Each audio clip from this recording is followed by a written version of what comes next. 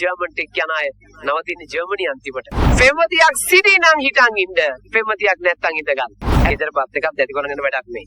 ඔය දින බස් එකේ යනකොට ඔය දින ගැන ලස්සන නංකියට හිතක් පහළ වෙලා ඒ නංගි දෙනවා දුරකථන අංකය. ඕගොල්ලන් දෙන්න බාර ගන්නවා නම් හිටන් ඉන්න. බාර ගන්න නැත්තම් ඉඳ ගන්න.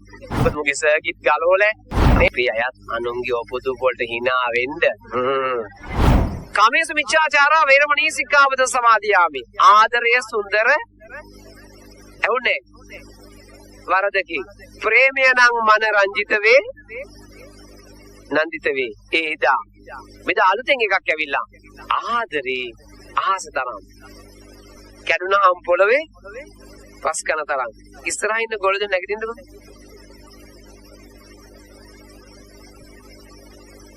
දෙන්න පේන්නේ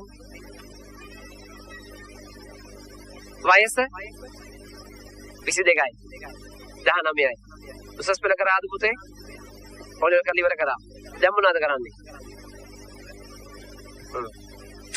හොඳම තැනට ඇවිල්ලා ටෙක් එකේ කෝස් එක. හරිනේ? අම්මා තාත්තා මෙතන ඉන්නවද? ගාමන්ට් එක හරි වාව යවුවා නම් පුතේ මාසෙට 10 15000 20000 ගන්නවා අපි ආරනේ. හැබැයි ගාමන්ට් එක නරකයි කියනවා නෙමෙයි. කොල්ල ගනාගත එතන හිර වෙනවා. ටෙක් එක කියන තමුට නාගතියක් තියෙන ජර්මන් ටෙක් යන අය නවතින ජර්මනි අන්තිමට සම්පූර්ණ කරොත්.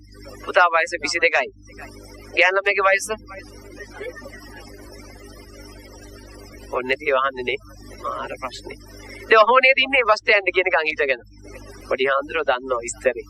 පෙම්වතියක් සිටි නම් හිටන් ඉන්න. පෙම්වතියක් නැත්තම් ඉඳ ගන්න. හැබැයි පොඩක් ඉන්න. අනාගතේ වෙනුවෙන් බොරු කියන්න බෑ. අනේ ඊළඟ වටියට යන්න. ප්‍රථම ප්‍රේමය හමාර නම් ඉඳ ගන්න. මොකොත් නෑ උත්තරයක්. හරි ඊළඟ වටේට යන්න. ඔය දෙන්න මම කියනවා පෙම්වතින් ඉන්නවා. ගෙදරපත් එකක් දැටි කරගෙන වැඩක් නෙයි.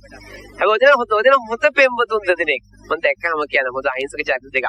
ඔය දෙන බස් එකේ යනකොට ඔය දෙන ගැන ලස්සන නංකියට හිතක් පහළ වෙලා ඒ නංගි දෙනවා දුරකථන අංකය. ඕගොල්ලන් දෙන්න බාර ගන්නවා නම් හිටන් ඉන්න. බාර ගන්න නැත්තම් ඉඳ ගන්න. ඒගොල්ලන් හරි තැන හිටියා. බාර ගන්නවා. මොකද මුන්ට හැංගීම් තැනීම් තියෙන දරුවෝ. මොකද මුගේ සර්කිට් ගලවල නේද? මේ පැදපු අංකල්ලත් මගුල් නටන කාලේ මගුල්ගේ හෙට තියෙන්නේ අන්දන්ට යන කෙල්ල ටෙලිෆෝන් නම්බරේ දීලා. ආයි මොන කතාවද? වාඩි වෙන්න බොම් පිං. අපි අයත් අනුන්ගේ ඔපොදු වලට hina වෙන්න. ලස්ස කර hina වෙන්නේ. ඔව්. එහෙනම් මතක තියාගන්න කෙල්ලෙක් කොල්ලෙක් යන්න කිසි ගැටලුවක් නැහැ.